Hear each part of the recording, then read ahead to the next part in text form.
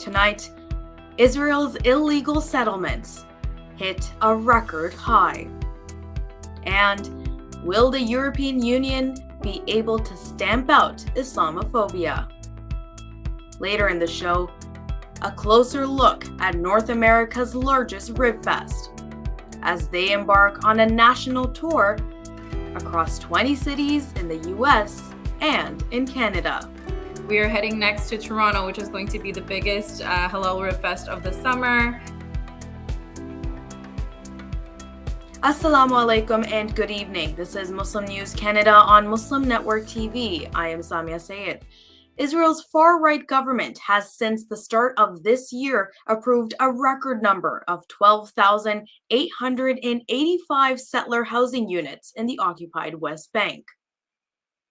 Peace Now, an advocacy group, says this marks the highest number of approvals in the last 11 years, with the government prioritizing settlement expansion.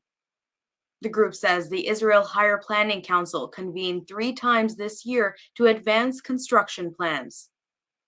Finance Minister Bezalel Smotrich was given extensive powers to expedite settlement construction. In late June, over 5,000 new settlement homes were approved. Despite mounting criticism from the United States, there had been little indication of a policy shift. Over 700,000 Israelis currently live in illegal settlements in the occupied West Bank and in East Jerusalem. The West Bank was captured by Israel in 1967. Meanwhile, more than 3 million Palestinians live under Israeli military rule. Human rights organizations compare Israeli rule to apartheid. The new EU coordinator on combating anti-Muslim hatred says the European Union has concrete plans to overcome Islamophobia. Marian Lalise, who was appointed to the position in early February, told reporters in Brussels that the Muslim community in Europe is the largest religious minority. She called the Muslim community in the EU an integral part of a society. Lalise says in order to combat Islamophobia, the EU is preparing a document that maps out incidents of hatred against Muslims. She says the EU will introduce policies to combat anti-Muslim hatred in various sectors such as education, security, migration, and employment. Lalise says with ongoing dialogue with the Muslim community, will implement evidence-based policies and raise awareness among citizens and institutions. A director at a prominent U.S. think tank has been charged by U.S. federal prosecutors with being an agent of China. Gal Luft, a dual U.S.-Israeli citizen, has also been charged with facilitating weapons and Iranian oil sales.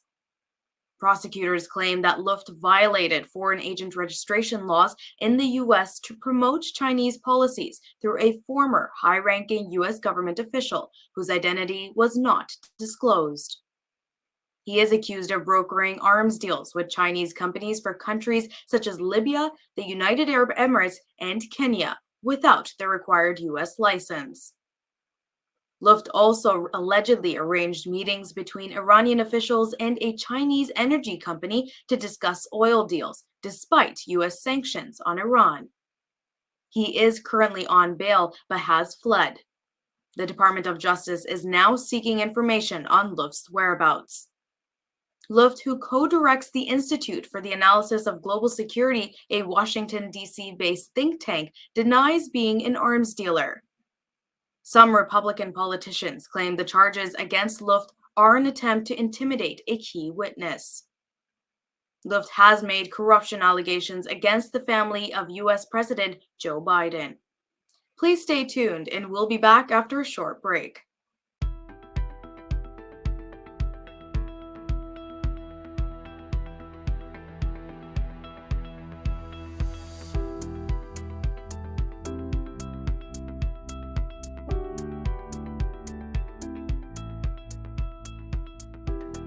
With the weather outside getting warmer and we jump into the summer months here in Canada, it's a great time to fire up your grill and get barbecuing. And if you're not looking to do it yourself, then this event may be just for you. The Halal Ribfest is coming to various cities across Canada this summer. And to hear more about their tour and the food that's available, I'd like to welcome Sister Rima Siddiqui from the organizing committee to tell us more. Welcome, Sister Rima, and thank you so much for joining us today. Thank you so much for having me. This is a pleasure. Yeah, I'm so excited to jump into and learn more about the festival. So, Sister Rima, tell us generally about the festival. I know that it's recently become an annual tour, but how did it all start? Yeah, so we started off last year. It was just a one-off event. We kicked off with a big bang at Downsview Park in Toronto. And we just had such an overwhelming response from the community. We had attendees flying in from all over North America, and they were kind of just, telling us like, why isn't this in our city? We need this in our city. So then some light bulbs went off. We did a little bit of planning, and we just thought, let's go big and let's make a tour out of it. So now you've made the North American tour, and considering this is only your second year, that's amazing. But I'm curious, which cities are you visiting? So we've got a lot on the map still. We've just finished off our first three cities, which was Vancouver, then Edmonton, and we went to Calgary. We are heading next to Toronto, which is going to be the biggest Halal Ribfest of the summer. After that, we're proceeding to many more Canadian cities like Windsor, Montreal, Ottawa, and then we will finish off our tour in some US cities. Okay, that's great. Now I know this is called the Halal Rib Fest, but I understand there's a lot of other food available. So what kind of foods will you be featuring? Oh, 100%. So you can find anything from your favorite tacos to lemonade to crazy drinks and pineapples and watermelons, a lot of carnival food. So you'll see like blooming onions, tornado potatoes, anything that's kind of fun size and on the go. We try to bring that to the festival. So it seems like the difference between last year and this year is that Halal Rib Fest is just coming back bigger and better. 100%. That's been the term of the season. It's bigger, it's better, more vendors, more rivers, more entertainment. It's literally like a jam-packed family fun weekend. Now, in addition to the food, now I know there's also competitions and other attractions. Can you share more details about that? Yeah, for sure. So when you come to the Rip Fest, you can find something for all ages. There are, kids games. Usually there's like, bouncy castles or rides or carnival games. Our team is very like fun and loves the spirit of competition. So we try to run like food eating competitions. You might see people competing to eat a burger or corn or some ice cream. And along with that, there's also stage entertainment. So we've launched our outdoor nasheed concert, and the crowd has really been loving that. Mhm.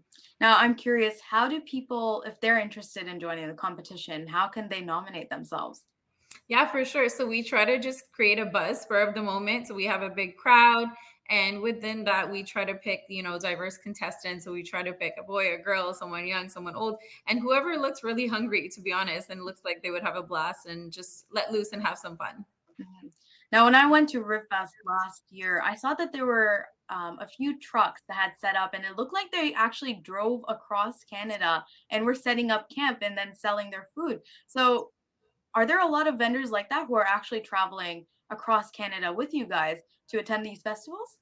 Yes, 100%. So starting from our rivers, if you come to the Rib Fest, you can't really tell from the front view, but when you have these big rigs set up where they're cooking the ribs and all that, behind it is actually a huge truck. So it's completely mobile, and they've been driving with us from city to city. A lot of our vendors will be traveling all across North America with us. Mhm. And what kind of feedback have you received so far about Ribfest?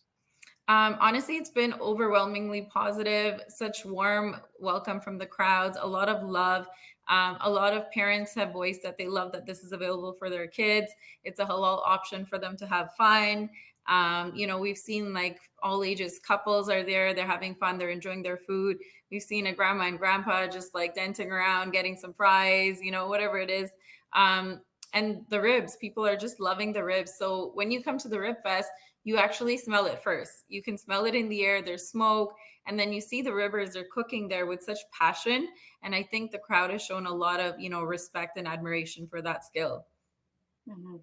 Now, I know this is called the Halal Ribfest, but I'm wondering, do you get a lot of non-Muslims attending the festival as well? 100%. That's a really good question. It's actually our target audience. We're targeting Muslims and non-Muslims. Our goal is to create a mainstream event where everyone feels welcome, but the food happens to be halal and caters to the Muslim community. So at our first three events, starting from Vancouver, Edmonton, and then Calgary, we have seen so much diversity and a lot of non-Muslims really appreciating our culture and the chance to interact with it firsthand and get to know for themselves that Muslims can have fun too. Hmm. Yeah, I love that. I love the idea of finding a festival that's open for everyone and coming together. And especially barbecue is something that you don't see a lot of halal places for. So it's great to see that there's a festival centering around it. I'm wondering, you seem like you're very familiar with the festival. I know you're involved with the organizing committee, but if you could choose one of your favorite parts of the festival, what would it be? To be honest, I really like, the small moments when I see a kid just, sitting on the grass enjoying some corn or they've got ice cream all over their face. So I really love seeing kids just come out, have a good time. They know they're safe. And often I'm seeing that, parents trust them enough to let them run around the park. And that just means that we've done our job in creating a family safe event. Mhm. Now, for people who are interested in attending, is there an entry fee or can people just enter as they'd like? We do have entrance tickets. They're available on Eventbrite. We often have deals going on, so keep eyes on that. Keep eyes on our social media. Sorry, keep eyes on our social media just to stay up to date with all of that. Mhm. And finally, before we end, can you speak directly to our viewers? What is something that they should be looking forward to attend for this year's Halal Rib Fest? 100%. So when you come, obviously you're getting your chance at firsthand gourmet ribs made by the best renowned ribbers who are award winning. You'll see their passion and their skill when they're cooking, but also look out for the activity schedule. There's regular, competitions for kids, stage challenges, performances, all that. And I'm sure, when you come, it's just a vibe which screams, let's just have fun, let's have a good time, let loose, and everything feels safe, welcoming, and halal. Well, thank you so much for joining us today and sharing more details about the Rib Fest. It sounds very exciting. Thank you so much, and I hope to see you there. Yes, inshallah, definitely. Well, thank you all for watching Muslim News Canada on Muslim Network TV. Don't forget to like the video, share, and subscribe to our channel for more content. Stay safe, and until next time.